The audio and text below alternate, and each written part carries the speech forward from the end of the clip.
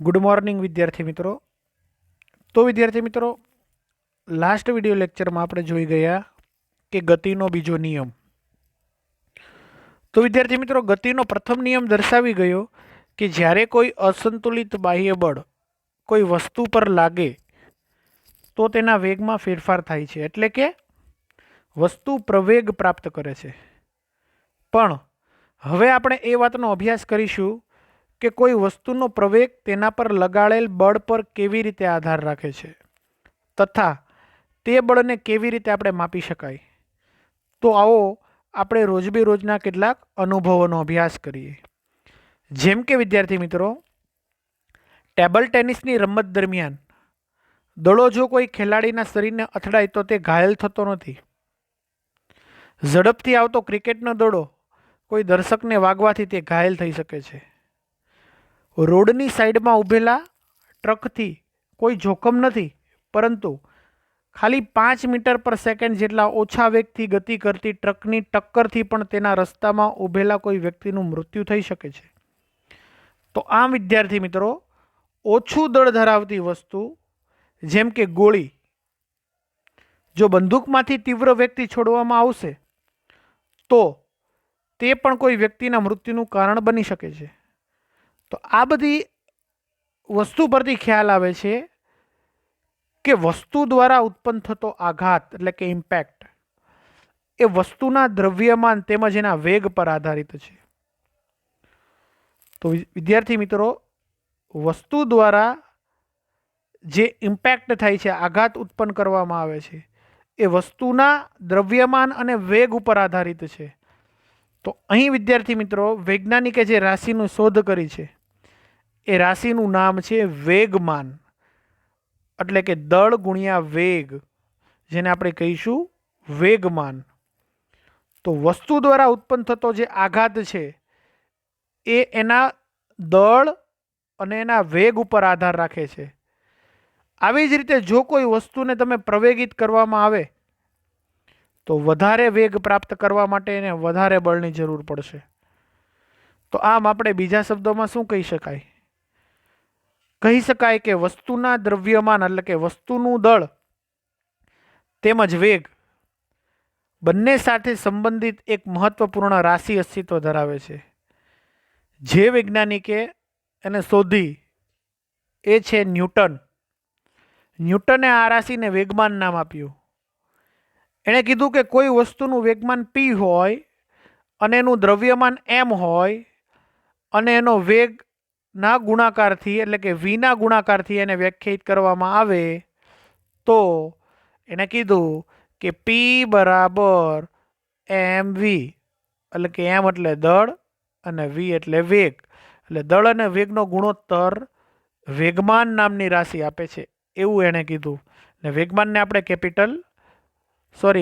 આપણે small p વડે અહીં દર્શાવીએ છીએ, બરાબર. તો અહીં જે p છે એ દ્રવ્યમાન અને વેગનો ગુણાકાર કરવાથી મળતી રાશિ છે, એટલે કે વેગમાન છે. તો વેગમાનને આપણે p તરીકે ઓળખીશું. ત્યારબાદ વિદ્યાર્થી મિત્રો, આપણે વાત કરીએ આગળ. તો વેગમાનને દિશા અને માન બંને હોય છે. તેથી વેગમાનને દિશા અને માન હોવાથી તેની દિશા તે જ હોય છે કે જે વેગની દિશા હોય. તો આમ વેગમાનનો આપણે એસઆઈ એકમ નક્કી કરીએ તો દળનો કિલોગ્રામ અને વેગનો મીટરના છેદમાં સેકન્ડ. તો આથી વેગમાનનો શું થઈ ગયો? કિલોગ્રામ મીટરના છેદમાં સેકન્ડ. હવે જો કોઈ વસ્તુની વાત કરીએ કે કોઈ અસંતુલિત બળ વડે વસ્તુના વેગમાં પરિવર્તન થતું હોવાથી એ તો સ્પષ્ટ છે કે બળ દ્વારા જ વેગમાનમાં ફેરફાર થાય છે. તો એક એવી સ્થિતિનો આપણે વિચાર કરીએ કે જેમાં ખરાબ બેટરીવાળી કારને સુરેખ રસ્તા પર 1 મીટર પ્રતિ સેકન્ડનો વેગ પ્રાપ્ત કરવા માટે આપણે ધક્કો મારવામાં આવે છે, જે તેના એન્જિનને ચાલુ કરવા માટે પૂરતો છે.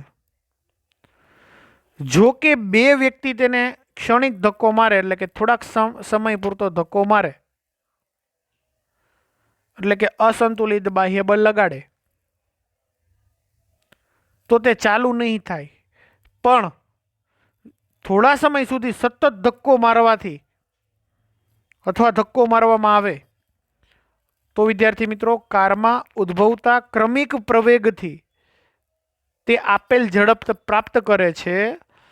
આનો અર્થ એ થયો કે કારના વેગમાનનો ફેરફાર ફક્ત બળના મૂલ્ય વડે માપી શકાતો નથી, પરંતુ તે બળ કેટલા સમય સુધી લાગે છે તે સમયગાળો પણ ધ્યાનમાં લેવો પડે. તમે વિદ્યાર્થી મિત્રો એવું જોયું હશે કે જ્યારે આમાંથી ઘણા બધા વિદ્યાર્થી મિત્રો એવું જોયું હશે કે જ્યારે કોઈ બંધ કાર પડી ગઈ હોય તો એને 2-3 વ્યક્તિ છે એ ધક્કો મારે, અને એ જે ધક્કો મારે છે એ અમુક ક્ષણ પૂરતો મારે છે. તો એ ધક્કો મારે છે કેટલા સમય પૂરતો આપે છે, ત્યારે એ કાર છે એ એટલો વેગ પ્રાપ્ત કરે છે અને પછી સ્ટાર્ટ થાય છે. તો આમ કહેવાનો મતલબ શું છે? કહેવાનો મતલબ એ છે વિદ્યાર્થી મિત્રો કે વેગમાનના ફેરફારનો ફક્ત બળના મૂલ્ય વડે જ ન માપી શકાય, પરંતુ તે કેટલા સમયગાળા દરમિયાન આપવામાં આવે છે એ પણ કાઢવું, ધ્યાનમાં રાખવું જરૂરી છે. આ પરથી આપણને એ તારણ તો આપણે કાઢી જ શકાય કે કોઈ વસ્તુના વેગમાનમાં ફેરફાર કરવા જરૂરી બળ, વેગમાનનો ફેરફાર જે સમય દરથી થાય છે તેના પર આધાર રાખે છે. તો આમ કોઈ વસ્તુના વેગમાનમાં ફેરફાર કરવા એને જરૂરી બળ આપવું પડે, અને એ જે બળ લાગે છે એ વેગમાનના ફેરફારના સમય દરથી થાય છે તેના પર આધાર રાખે છે. તો આમ વિદ્યાર્થી મિત્રો આપણે વાત કરી વેગમાન નામની રાશિની. આમ ગતિનો બીજો નિયમ શું કહે છે તમે લખી લ્યો. ન્યૂટનનો ગતિનો બીજો નિયમ તમે લખી લ્યો. ન્યૂટનનો ગતિનો બીજો નિયમ એમ કહે છે કે કોઈ વસ્તુના વેગમાનના ફેરફારનો સમય દર, કોઈ વસ્તુના વેગમાનના ફેરફારનો સમય દર તેના પર લાગતા અસંતુલિત બળ જેટલો અને બળની દિશામાં હોય છે. તેના પર લાગતા અસંતુલિત બળ જેટલો અને બળની દિશામાં હોય છે. આ રહ્યો ગતિનો બીજો નિયમ. કોઈ વસ્તુના વેગમાનના ફેરફારનો સમય દર તેના પર લાગતા અસંતુલિત બળ જેટલો અને બળની દિશામાં હોય છે. આ વિદ્યાર્થી મિત્રો આપણે વાત કરી ગતિના બીજા નિયમની. હવે વિદ્યાર્થી મિત્રો આપણે આગળ વધીએ તો ગતિનો જે બીજો નિયમ છે એના ગાણિતિક સ્વરૂપની આપણે વાત કરવાની છે. બરાબર છે? તો એના પહેલા વિદ્યાર્થી મિત્રો આપણે એક વાત સમજી લઈએ કે જ્યારે કોઈ પદાર્થ પર લાગતા બળને પદાર્થના વેગમાનમાં થતા ફેરફાર અને તે માટે લાગેલા સમયગાળા સાથે સંબંધ છે એવું આપણને સમજાવવાનું કે, ફરીથી સવાલ બોલું છું વિદ્યાર્થી મિત્રો, કે તમને એવો સવાલ પૂછવામાં આવે કે સમજાવો પદાર્થ પર લાગતા બળને પદાર્થના વેગમાનમાં થતા ફેરફાર અને તે માટે લાગેલા સમયગાળા સાથે સંબંધ છે એવું સમજાવો. અને સાથે સાથે એમ કે ન્યૂટનનો ગતિનો બીજો નિયમ પણ લખો. તો સૌ પ્રથમ વિદ્યાર્થી મિત્રો હું તમને ન્યૂટનનો ગતિનો બીજો નિયમ કહું, જે મેં તમને હમણાં લખાવ્યો કે કોઈ પદાર્થના વેગમાનમાં થતા ફેરફારનો સમય દર, કોઈ પદાર્થના વેગમાનમાં થતા ફેરફારનો સમય દર તેના પર લાગતા અસંતુલિત બળ જેટલો અને બળની દિશામાં હોય છે. તો આમ વિદ્યાર્થી મિત્રો આપણે છે એ બળનો બીજો નિયમ ગતિનો લખ્યો. એના માટે વિદ્યાર્થી મિત્રો આપણે એક્ઝામ્પલ આપવું હોય, ઉદાહરણ આપવું હોય સમજાવવા માટે કે પદાર્થ પર લાગતા બળને પદાર્થના વેગમાનમાં થતા ફેરફાર અને તે માટે લાગેલા સમયગાળા સાથે શું સંબંધ છે. તો એના માટે હમણાં જ આપણે વિદ્યાર્થી મિત્રો એક ઉદાહરણ આપ્યું હતું કારવાળું, કે ધારી લ્યો કે એક ખરાબ બેટરીવાળી કાર છે. એ કોઈ સુરેખ રસ્તા પર 1 મીટર પ્રતિ સેકન્ડનો વેગ પ્રાપ્ત કરવા માટે એને ધક્કો મારવામાં આવે છે, જે તેના એન્જિનને ચાલુ કરવા માટે પૂરતો છે. જો 1 કે 2 વ્યક્તિ તેને ક્ષણિક ધક્કો મારે તો તે ચાલુ નહીં થાય, પણ જો થોડા સમય સુધી સતત ધક્કો મારવામાં આવે તો કારનો વેગ વધવાને કારણે ઉદ્ભવતો જે ક્રમિક પ્રવેગ છે એનાથી એની આપેલ ઝડપ પ્રાપ્ત થઈ જશે, એટલે કે 1 મીટર પર સેકન્ડ. તો આનો અર્થ એ થયો વિદ્યાર્થી મિત્રો કે કારના વેગમાનનો ફેરફાર ફક્ત બળના મૂલ્યો વડે ન માપી શકાય, પરંતુ જેટલા સમય સુધી બળ લાગે છે તે સમયગાળાને પણ તમારે ધ્યાનમાં રાખવું પડશે. તો આમ વિદ્યાર્થી મિત્રો આપણે શું કહી શકીએ? તો વિદ્યાર્થી મિત્રો એના પરથી આપણે એવું તારણ કાઢી શકીએ કે કારના વેગમાનનો ફેરફાર ફક્ત બળના મૂલ્ય વડે ન માપી શકાય, પણ જે વેગમાનનો ફેરફાર છે તે અને તે માટે લાગેલો સમયગાળો એટલે કે ડેલ્ટા ટી. તો અહીં વિદ્યાર્થી મિત્રો આ જે નિશાની છે એ ફેરફાર દેખાડે છે, એટલે કે વેગમાનમાં ફેરફાર તમારે માપવો હોય તો એના માટે વિદ્યાર્થી મિત્રો તે સમય એટલે કે તેના માટે લાગેલો સમય પણ તમારે જોવો પડે, એને આપણે ડેલ્ટા ટી કીધું. તો આમ આ સંબંધ જે છે એ ન્યૂટનના ગતિના બીજા નિયમ પરથી આપણને મળ્યો છે. અને ન્યૂટનનો બીજો નિયમ આપણને શું કહી ગયો? ન્યૂટનનો બીજો નિયમ આપણને એમ કહી ગયો કે કોઈ વસ્તુના વેગમાનના ફેરફારનો સમય દર તેના પર લાગતા અસંતુલિત બળ જેટલો અને બળની દિશામાં હોય છે. ત્યારબાદ વિદ્યાર્થી મિત્રો આપણે વાત કરીએ, અહીં એક વિદ્યાર્થી મિત્રો છે એ સરસ મજાનો એક ક્વેશ્ચન આવ્યો છે. વિદ્યાર્થી મિત્રો, ગતિના બીજો નિયમ લખી, ન્યૂટનનો ગતિનો બીજો નિયમ લખી તમને સવાલ આ રીતનો પૂછાઈ શકે, ન્યૂટનનો ગતિનો બીજો નિયમ લખી કે ન્યૂટનનો ગતિનો બીજો નિયમ લખી F બરાબર ma સૂત્રની તારવણી કરો. આ સૂત્ર આપણે મેળવવાનું છે વિદ્યાર્થી મિત્રો, જે તમારી સ્ક્રીન ઉપર દેખાય છે. F બરાબર ma સૂત્ર આપણે મેળવવાનું છે. તો એના માટે વિદ્યાર્થી મિત્રો આપણે શું કરશું? તો એના માટે વિદ્યાર્થી મિત્રો આપણે પહેલાં સૌપ્રથમ હું તમને ન્યૂટનનો બીજો નિયમ લખાવું અને ત્યારબાદ કેવી રીતે સૂત્ર મેળવવાનું છે એ હું તમને સમજાવું. તો તમે આને મારી સાથે સાથે લખતા જાઓ, હું અહીંથી બોલતો જાઉં છું. તો વિદ્યાર્થી મિત્રો સવાલનું હેડિંગ મારો વિદ્યાર્થી મિત્રો સવાલ એ રીતનો આપણે લખશું કે ન્યૂટનનો ગતિનો બીજો નિયમ લખી, ન્યૂટનનો ગતિનો બીજો નિયમ લખી F બરાબર ma સૂત્ર તારવો. ન્યૂટનનો ગતિનો બીજો નિયમ લખી F બરાબર ma સૂત્ર તારવો. તો વિદ્યાર્થી મિત્રો ચાલો આપણે એને શરૂઆત કરીએ.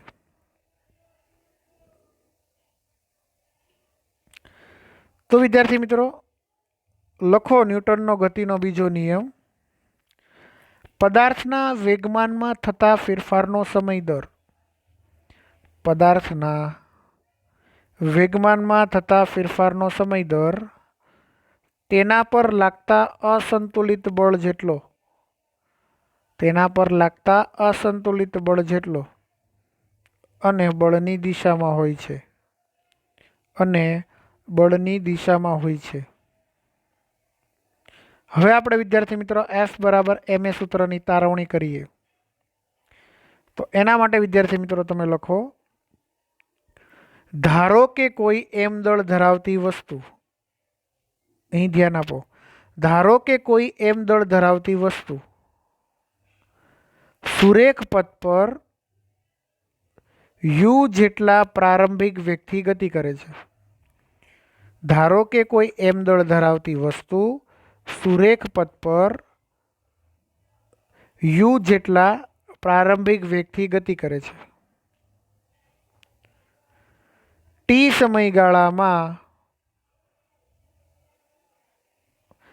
સમયગાળામાં અચળ પ્રવેગી ગતિ કરી, ટી સમયગાળામાં અચળ પ્રવેગી ગતિ કરી અચળ બળ એફની અસર હેઠળ વી જેટલો વેગ પ્રાપ્ત કરે છે, તો વસ્તુનું પ્રારંભિક અને અંતિમ વેગમાન. તો અહીં વિદ્યાર્થી મિત્રો ફરી એકવાર અહીંયા તમે જોઈ શકો છો સ્ક્રીન ઉપર કે મેં તમને શું લખાવ્યું. અહીંથી વિદ્યાર્થી મિત્રો મેં તમને અહીંયા સુધી તમને લખાવ્યું છે કે ધારો કે કોઈ એમ દળ ધરાવતી વસ્તુ સુરેખ પથ પર યુ જેટલા પ્રારંભિક વેગથી ગતિ કરે છે. ટી સમયગાળામાં અચળ પ્રવેગી ગતિ કરી અને અચળ બળ એફની અસર હેઠળ વી જેટલો વેગ પ્રાપ્ત કરે, તો વસ્તુનું પ્રારંભિક અને અંતિમ વેગમાન P1 બરાબર MU અને P2 બરાબર MV. તો અહીં વિદ્યાર્થી મિત્રો આપણે લખતા જઈએ કે P1 બરાબર MU, તો P2 બરાબર શું થાય? MV. P1 બરાબર MU, P2 બરાબર MV. આને તમે સમીકરણ નંબર 1 નામ આપજો, આને આપણે આપશું સમીકરણ નંબર 2. તો વિદ્યાર્થી મિત્રો થોડીક સ્પીડ રાખજો. P1 બરાબર MU લખો અને P2 બરાબર MV. હવે વિદ્યાર્થી મિત્રો આપણે શું કરશું? આની પછીનું સ્ટેપ કે વેગમાનમાં થતો ફેરફાર.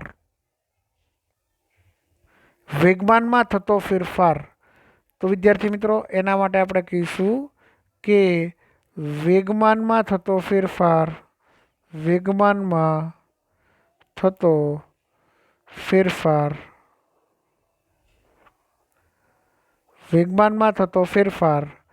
બરાબર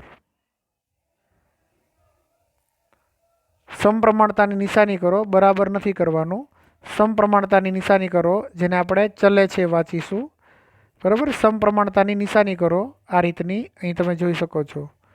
બરાબર, વેગમાનમાં ફેરફારનો સમય દર ચલે છે એટલે કે આને આપણે સમપ્રમાણતાની નિશાની કહીશું. P2 ઓછા P1.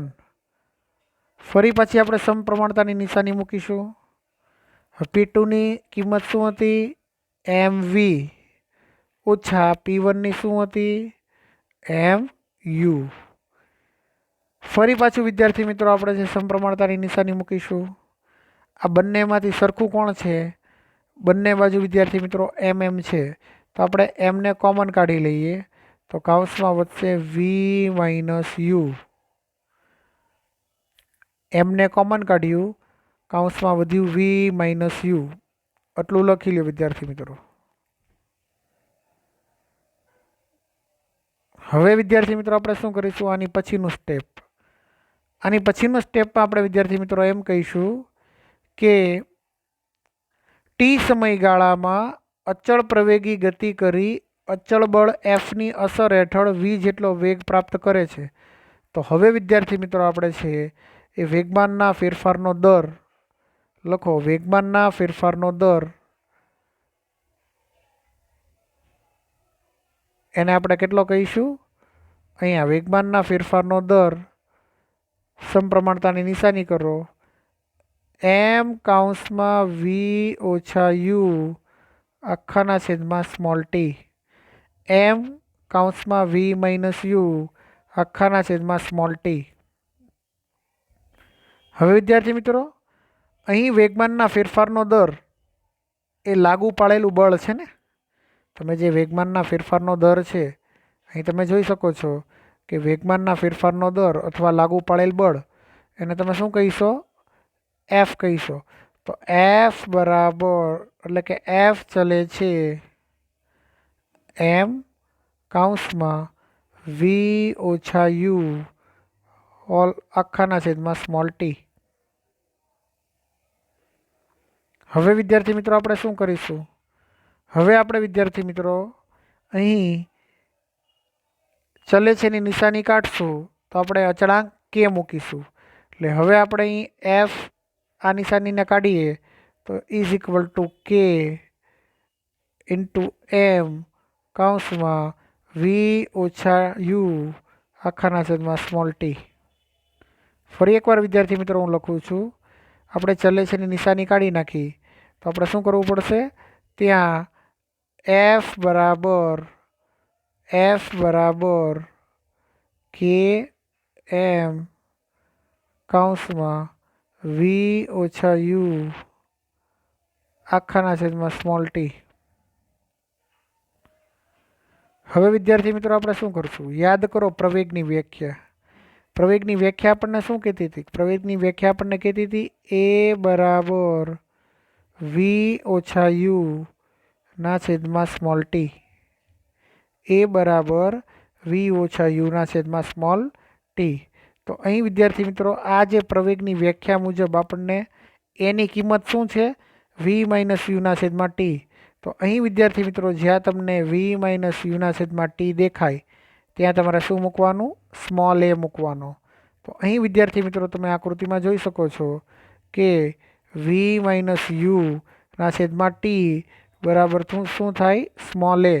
તો એનો મતલબ એમ કે એફ બરાબર કે એમ તો ઓલરેડી હતા જ, કે એમ તો હતા જ અહીંયા વિદ્યાર્થી મિત્રો.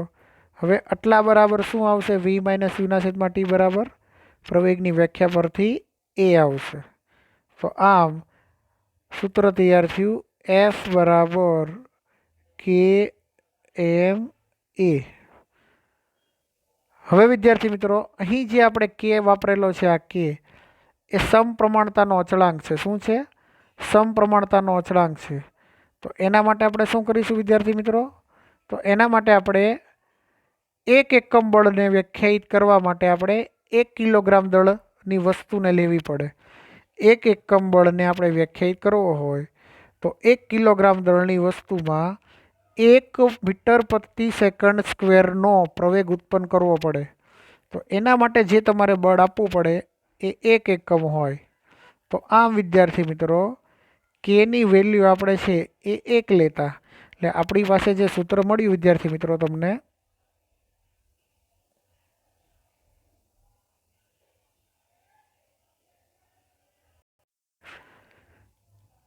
એટલે કે વિદ્યાર્થી મિત્રો તમને જે સૂત્ર મળ્યું કે બરાબર 1,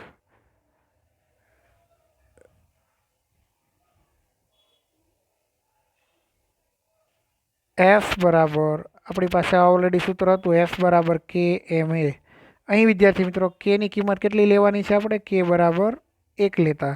તો કેની જગ્યાએ 1 મૂકો તો 1 ગુણ્યા એમ એ, એટલે આપણો જવાબ શું આવ્યો? એફ બરાબર એમ એ. તો આમ ન્યૂટનનો ગતિનો બીજો નિયમ લખી અને એનું ગાણિતિક સ્વરૂપ આપણે તારવ્યું, એટલે કે એફ બરાબર એમ એ. ફરી એકવાર વિદ્યાર્થી મિત્રો આપણે આ સૂત્રને જોઈ જઈએ. તમારું ધ્યાન અંદર સ્ક્રીન ઉપર હોવું જોઈએ.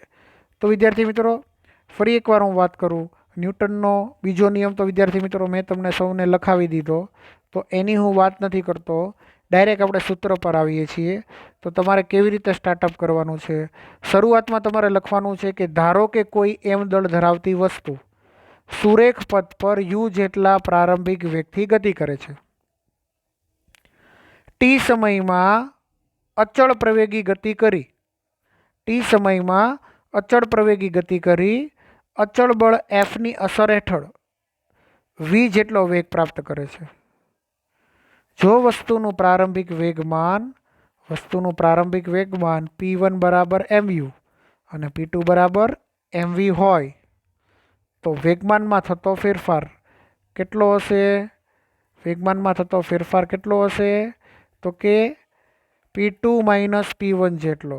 તો એના માટે વિદ્યાર્થી મિત્રો છે એ તમે અહીં જોઈ શકો છો કે કેવી રીતે આપણે એના આગળના સ્ટેપ મેળવીશું.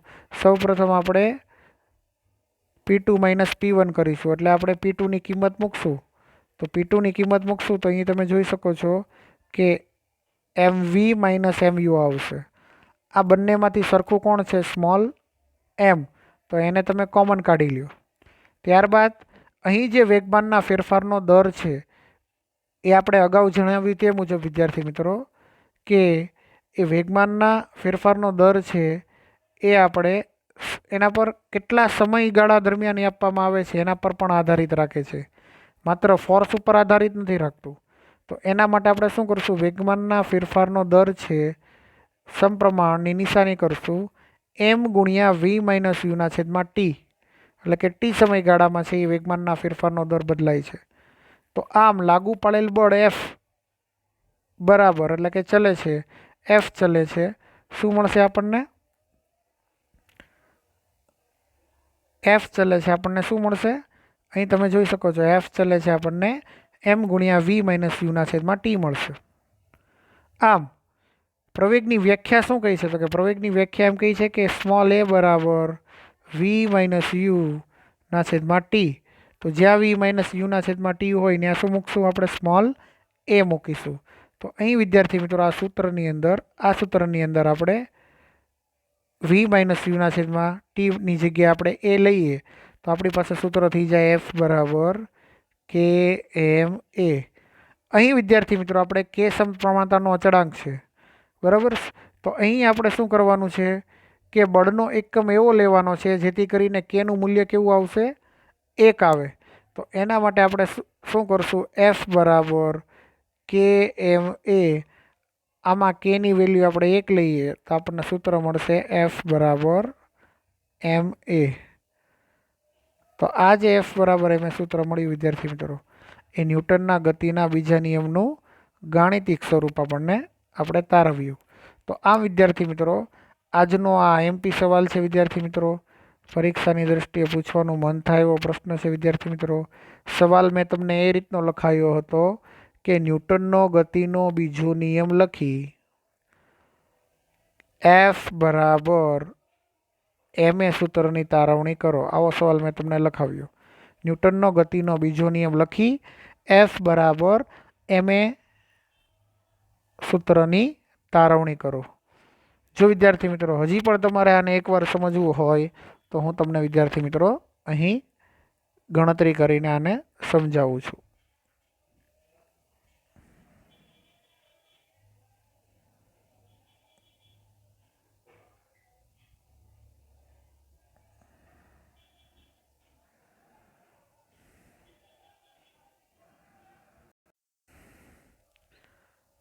તો તમે વિદ્યાર્થી મિત્રો અહીં જોઈ શકો છો, હું ફરીથી એકવાર છે એ ન્યૂટનનો બીજો નિયમનું ગાણિતિક સ્વરૂપ એટલે કે એફ બરાબર એમ એ છે એ તમને વિદ્યાર્થી મિત્રો અહીં ગણતરી દ્વારા સમજાવું. આપણે આ સૂત્ર મેળવવું છે એફ બરાબર એમ એ.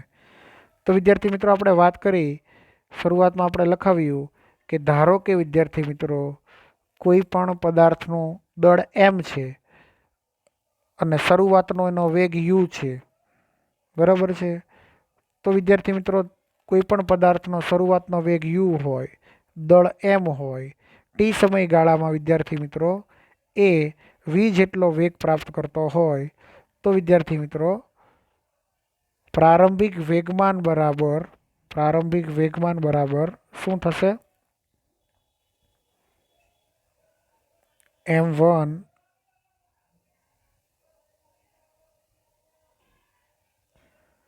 પ્રારંભિક વેગમાન થશે એનું એમ યુ, અને આપણે P1 કહીશું પ્રારંભિક વેગમાન.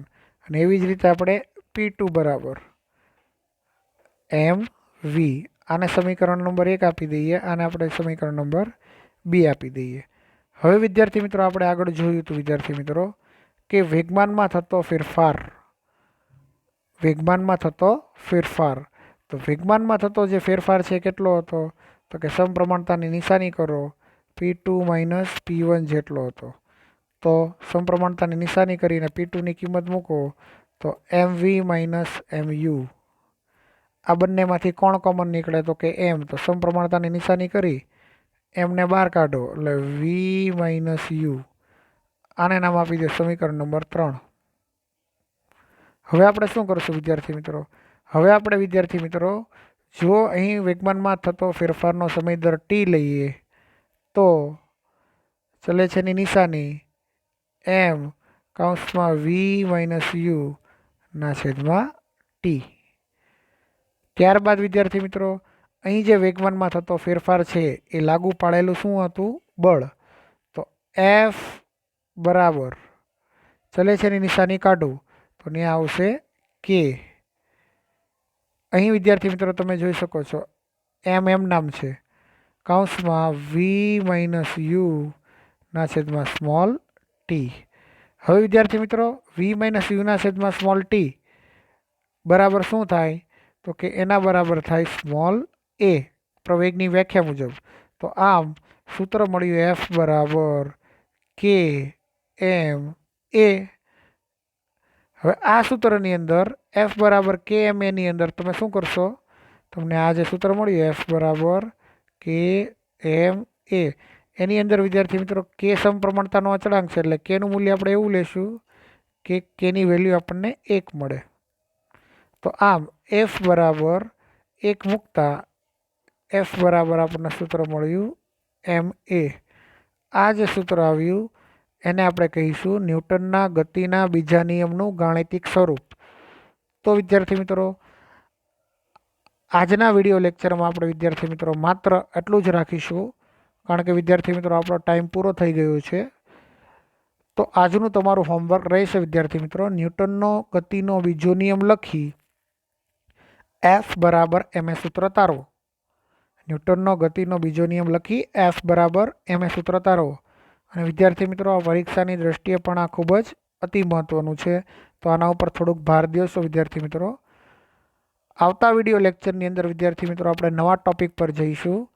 ત્યાં સુધી વિદ્યાર્થી મિત્રો છે એ આશા રાખું છું કે આપ સૌને વિદ્યાર્થી મિત્રો આજનો જે આપણો ટૉપિક ચાલેલો છે એ સમજાણો હશે. તો વિદ્યાર્થી મિત્રો આજનો આ વિડીયો લેક્ચર તમે જોયો તે બદલ આપ સૌનો ખૂબ ખૂબ આભાર. Thank you so much.